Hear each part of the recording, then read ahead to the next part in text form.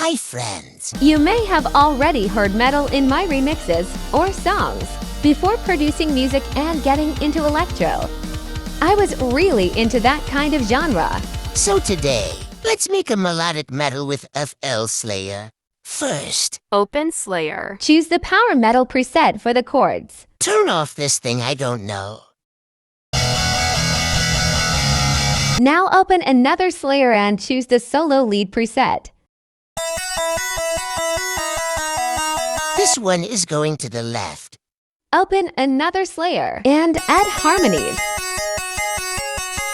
Put it on the right. Another one. With the best music. Another one. Now open Citrus for the bass.